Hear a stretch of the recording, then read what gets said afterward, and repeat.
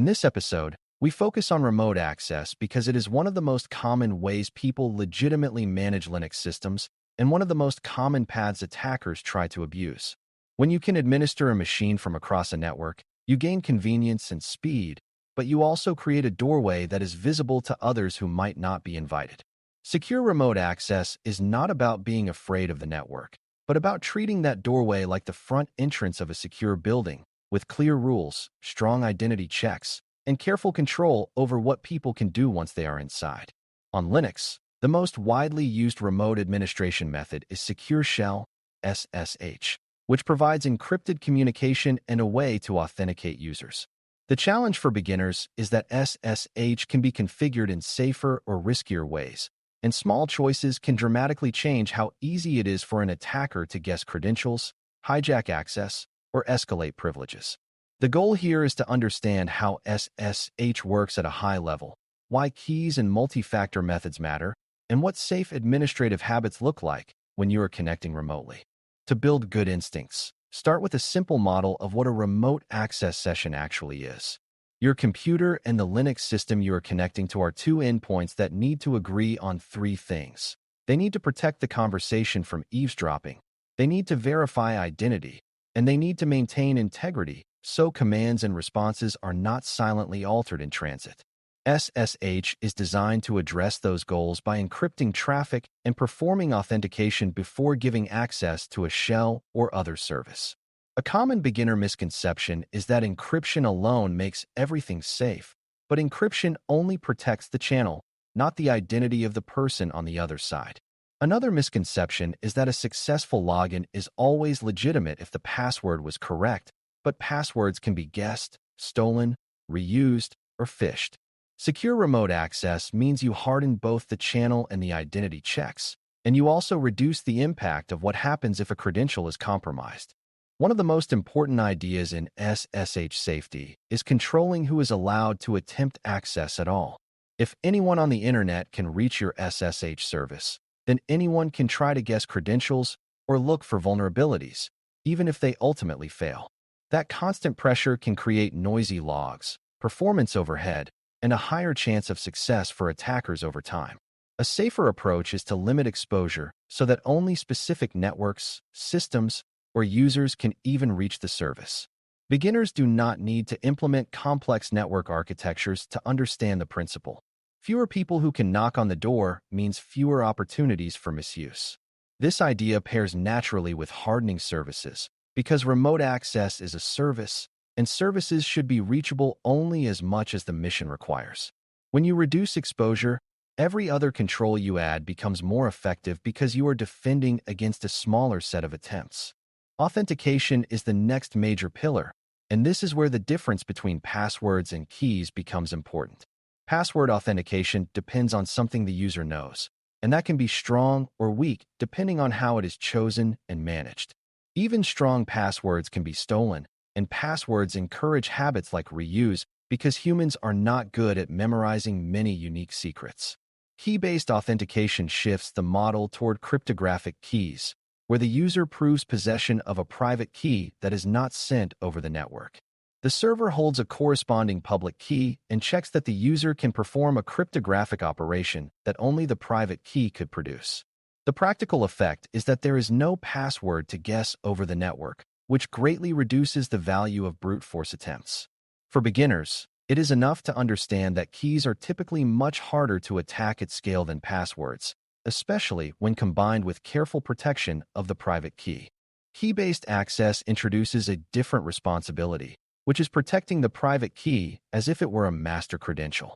If an attacker steals your private key file, they may be able to authenticate as you. So the security of keys depends on storage and handling. This is why passphrases matter, because they add a second layer that protects the private key if the file is copied. A private key protected by a strong passphrase is like a safe that requires both possession of the safe and knowledge of the combination. Without that passphrase, a stolen key may be unusable, depending on how it is protected. Beginners sometimes hear that keys are better and then treat them casually, but key security is not automatic. Secure remote access includes habits like keeping private keys on trusted devices, using passphrase, and avoiding scattering copies of keys across systems where they might be exposed.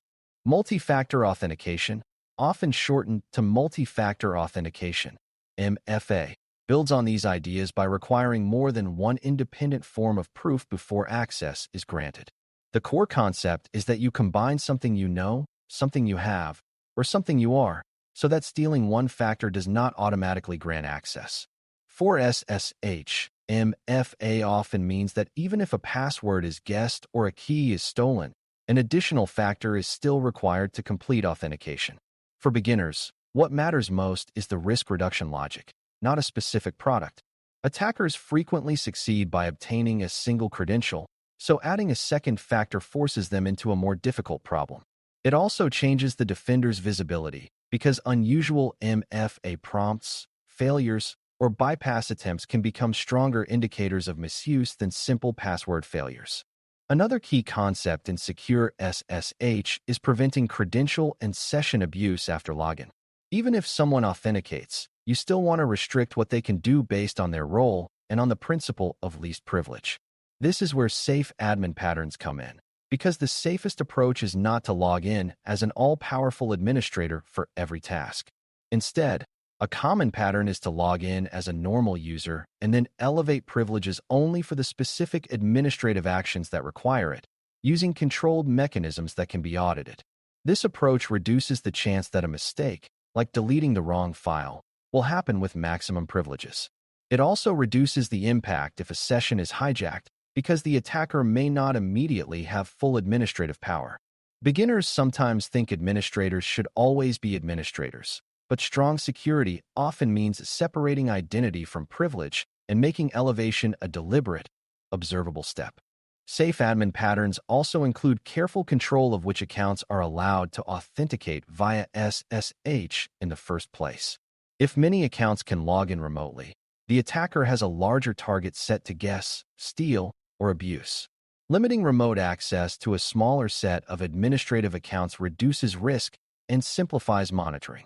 Another part of the pattern is using distinct accounts for distinct roles, rather than sharing credentials, because shared accounts destroy accountability and make incident response much harder. When something goes wrong, you need to know which identity performed an action, and that requires unique user accounts. A beginner-friendly way to remember this is that secure remote administration should be explainable after the fact. If you cannot confidently say who did what, then you cannot reliably detect misuse or prove that controls are working. Host authenticity is another topic that beginners often overlook. It is not enough for the server to authenticate the user. The user also needs confidence they are connecting to the correct server. Without that, an attacker could trick a user into connecting to an imposter server that captures credentials or proxies the session. SSH supports the idea of server identity through host keys, which help a client recognize whether it is talking to the same server as before. The important beginner takeaway is that warnings about an unexpected server identity are not just annoying messages. They can indicate something meaningful, such as a server being replaced, reinstalled, or impersonated. Sometimes the explanation is harmless, like a legitimate rebuild, but sometimes it is the first visible sign of a man-in-the-middle attempt. A safe habit is to treat those identity changes as events that require verification rather than clicking past them casually. Remote access security also depends on timeouts and session controls, because open sessions can become opportunities for misuse. If someone leaves a session open and unattended, another person might use it. If an attacker compromises a device, a lingering session might give them access without needing to authenticate again. Safer configurations and habits often include limiting idle session time, requiring re-authentication in sensitive contexts, and making sure remote access is not more permissive than necessary. Beginners sometimes think security equals adding more checks at the beginning, but controlling what happens during and after a session matters too. The best remote access design assumes that people make mistakes like leaving sessions open, and it tries to reduce the harm when that happens. Monitoring and verification habits tie everything together because remote access is a frequent target and you want to notice patterns early. Evidence of misuse can include repeated failures, logins at strange times, unusual source locations, or sudden changes in authentication behavior. Verification habits also include periodic review of which keys are authorized, which accounts can log in remotely, and whether MFA requirements remain enforced. Over time, access lists can grow and become messy, and that drift makes it easier for unauthorized access to persist unnoticed. A safe mindset is to treat remote access configuration as living policy, not a one-time setup. When someone no longer needs access, their keys and permissions should be removed. When a key is suspected to be exposed, it should be replaced rather than ignored. These are hygiene practices that prevent small oversights from becoming long-term vulnerabilities. To pull it all together, secure Linux remote access is about building a chain where each link reduces risk in a different way. Limiting exposure reduces who can even try to connect. Strong authentication using keys reduces the chance of guessing or credential reuse attacks, and MFA reduces the chance that a single stolen credential is enough. Safe admin patterns reduce damage by separating normal identity from elevated privileges and keeping actions accountable. Host authenticity checks reduce the chance you connect to the wrong system, and session controls reduce the risk of unattended access. When you add verification habits and monitoring awareness, you create a sustainable posture that stays strong even as systems change. The biggest beginner lesson is that remote access is not a single setting. It is a collection of choices and habits that either make the doorway sturdy or leave it fragile, and your job is to build it sturdy on purpose. Thanks for listening. For more audio courses, daily newsletters, and more, please visit baremetalcyber.com.